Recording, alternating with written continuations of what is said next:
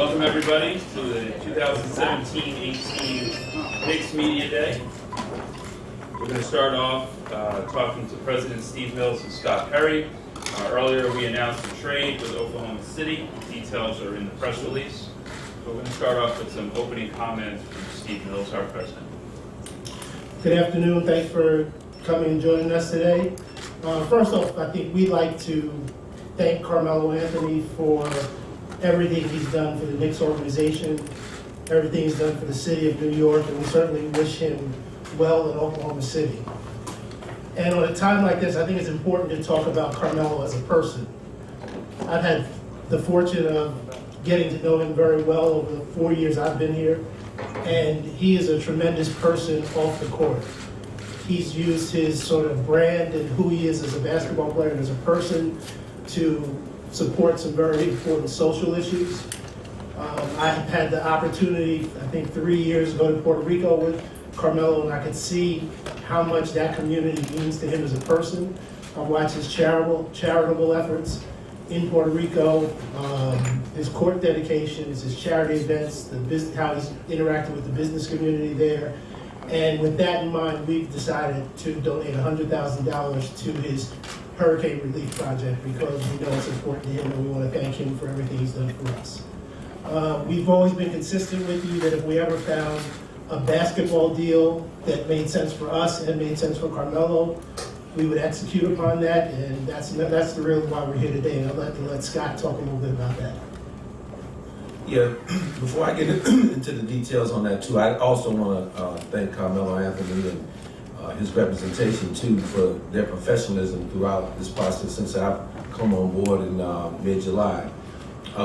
As we sat here on Friday morning with you guys, with many of you, we were perfectly ready to Carmelo Anthony was going to be back in the Knicks uniform. Because that's where things were at that time. But as I've come to know during my 18 years in the NBA, things can be very fluid. So Friday night and into Saturday morning, early hours, things really picked up with the Oklahoma City Thunder. And we felt at that time that there was going to be something there, and to our point all along, that it's going to make a little bit of sense for us as a basketball organization, made some sense for Carmelo as well, and so we acted upon that. And so we sit here today.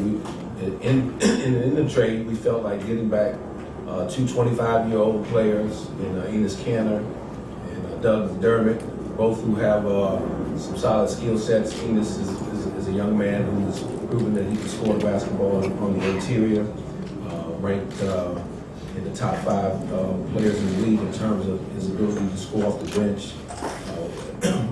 He displayed at Oklahoma City, and then obviously Doug McDermott's ability to make shots from the three-point range. And then we also were able to acquire a very valuable draft asset. So we felt the timing was right, and what we were going to get back was something that we could work with in a positive manner. All right, let's start with some questions and answers. If anyone has a question, please raise your hand. Wait for the microphone to come around, and please introduce yourself so we know who you are. Ian Bagley, ESPN. I guess for Steve and Scott. I mean, in the end, is it better off getting this done before today? Did that have any factor in how things progressed from Friday to Saturday afternoon? I mean, obviously now we have the opportunity to turn the page a little bit, but again, you know, it still came down to something that was going to be presented to us that made enough sense from a basketball perspective, and it just happened to come together, like I said, late Friday night, early Saturday morning. So we're looking forward to moving ahead and establishing the culture that we want to have here and how we're going to play as a basketball team moving forward. Steve Popper from the Bergen Record.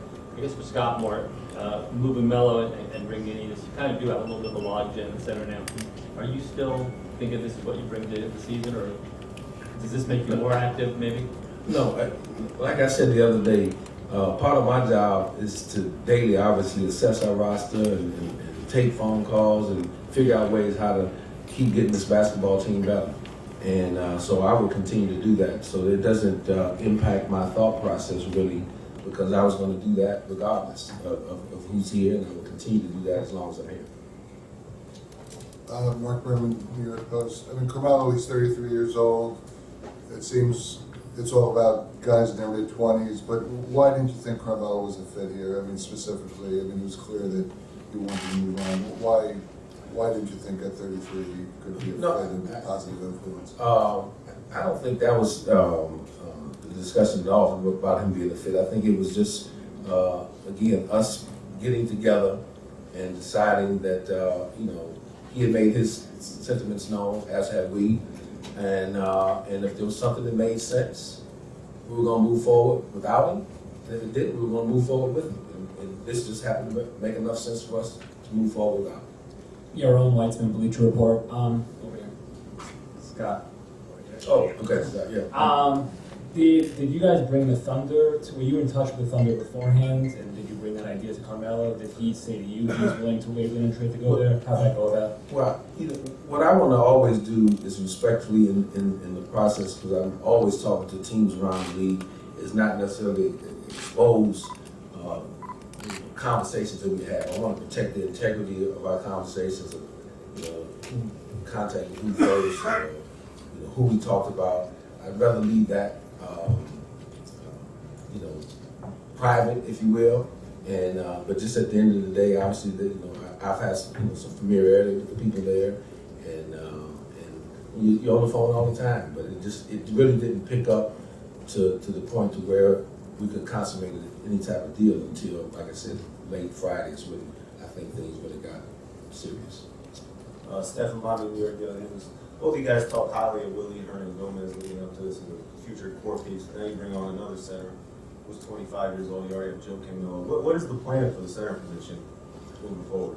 I think a lot of things will be sorted out through the training camp that's getting ready to get underway tomorrow. And that division of labor will be decided on how guys compete through this process. And obviously that's one of the coaching staff's biggest jobs coming into this is figuring that kind of thing out. And we'll assess it each and every day throughout our training camp and during preseason games and into the season. And we'll definitely do, make what we believe are the right moves to keep getting this team better. Brian Mahoney, Associated Press. I'm sorry, guys. I Steve, you were here longer, so I'm not sure. I know, Scott, you said you also talked to Carmelo, but did you guys have much conversation with kind of why he wanted to, obviously you guys had your own feelings why you want to move on, maybe why he did. Was it, the win-loss record? Was it, maybe just the experience of last year soured him? Did you get a feeling why he was ready to go? I'm not going to talk specifically to our conversations, but in a general sense, we had discussions with Carmelo, and he just made it clear his point of view in terms of what he'd like to see if we could get accomplished, and we just worked together to see if there was something there. Hi, I'm DC Livers with Black Press Radio. My question is really asked by our audience, and so they wanted to, they're really excited that there's people of color. So I wanted to just ask you guys what it's like and, what you plan to do to help make sure there's diversity in the league. Well, what I want to do is just do the very best possible job that I can do, and I'm sure Steve feels the same way, to represent ourselves and this organization in a first-class manner. And in doing so, hopefully that opens up more opportunities and inclusion and diversity in our sport and in other sports moving forward.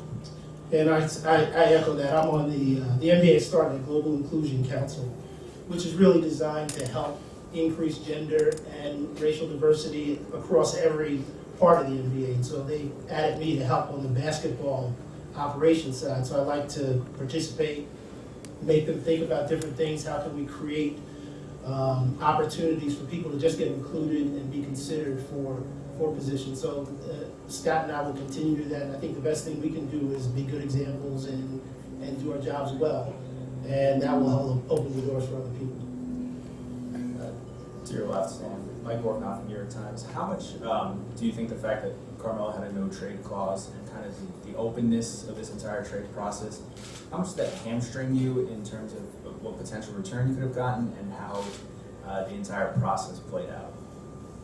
I don't know that you can fully put a how much or how little that impact has.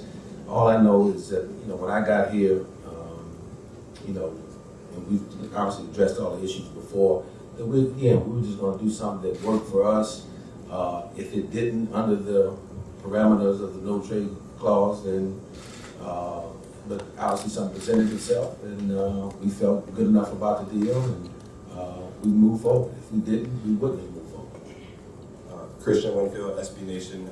Steve, when you thanked Carmelo, you thanked him for his stance on tackling social issues. I was just wondering if you've taken the temperature of the locker room now, and the roster as it stands. There's a lot of people that aren't from here. So is there a type of education or a learning process that you want to teach them or have them understand what is going on there, and help them formulate an opinion or help them formulate a plan to take a stand? Yes, we do that, and we try to get them to think about it as a group. Last year when we got them together, we talked about the makeup of our team, a lot of international guys, some guys from the States, and that it was important for them on social issues to think about it as a group and think about how it impacts the guy sitting next to them. So we'll talk to them and we'll encourage them to get together and think about how things, what's important to them. Bruce Beck, WNBC TV. Steve, now that Carmelo is gone, what is your vision for this team for this year in terms of goals and expectations?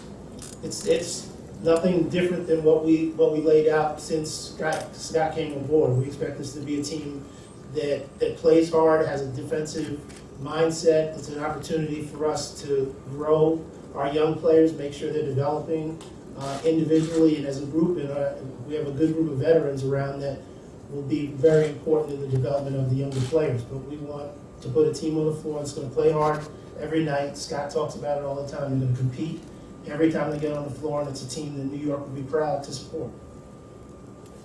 Hi, NYK Andrews, New York Times. I was just wondering, with Carmelo moving on to Oklahoma, what you'll be looking for now from Kristaps Porzingis and how he's going to fit. Is that someone you're really going to look towards to be a leader on and off the court? Well, looking forward to Kristaps to continue his development. He's entering his third year as a professional. He continues to grow and develop physically and obviously mentally as well too. So there'll be we want to see that natural progression. We want to support him. We want to push him. We want to hold him accountable, and ultimately he'll determine on how much he's going to be able to handle in terms of the leadership role. And I know he's looking forward to the challenge. And I'm looking forward to getting to know him a lot better and work with him.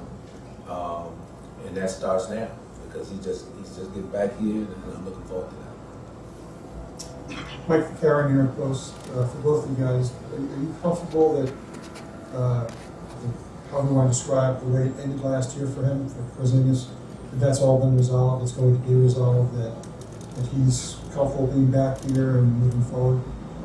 I'm confident that we will spend a lot of time with KP as we will with the other players, and we will make this, whatever issues there were last year, we'll make sure those aren't part of who we are moving forward, and make sure that our players understand exactly what we expect of them, and we'll understand what they expect from us as management, and make sure we have a good environment moving forward. All right, gentlemen, thank you very much. From this point forward, we'll start bringing players to you for the rest of media day.